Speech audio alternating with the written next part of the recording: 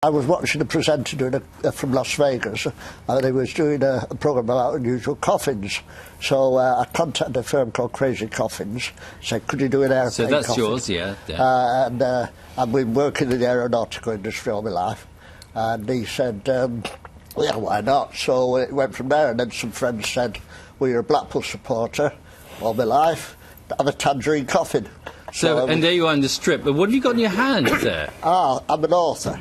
Okay. So I'm an author. I've written 3 novels, and so I said, well, I'll be buried with one of my books, you know. Yeah. And and that was your rehearsal? That's my rehearsal, which Channel 5 broadcast called Bizarre Burials. Okay. Goodness me.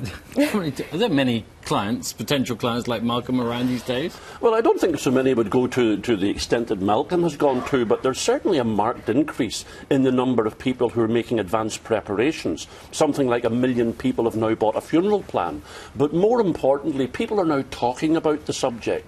It's no longer the taboo that it was 15, 20 years ago. And things like, for example, last week on a well-known soap opera, we had a funeral. And I'm sure it must have evoked comment from people looking at it and saying, well, I would want a coffin like that because it was a cardboard coffin. Was it Haley and Coronation Absolutely, Street, yeah. And this sort of generates conversation with people. And what we, as an association, along with the Dying Matters Coalition, want to do is to get people to talk to the relatives about what they want done when that time comes.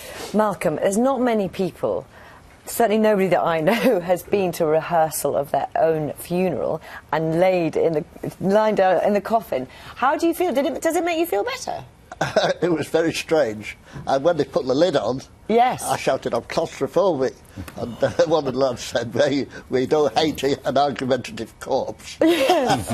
Anyway, I got out of the coffin and stood at the goalpost dressed all in white then. Yes. Yeah. And I was a ghost at my own funeral. We hear these days, that, and I've been to a few funerals where people said dress in brighter colours because they want it to be a celebration of someone's life rather than mourning. But are we moving possibly in the wrong direction? Shouldn't funerals be about being sad that someone that we love dearly or respected or admired has gone? And this trend to sort of different kinds of coffins and sort of jokey funerals doesn't do that. Well, I think what's important is this, that families feel that they have said farewell to someone whom they have known and loved in a meaningful way, and the funeral ought to maybe encompass something of the personality of the deceased.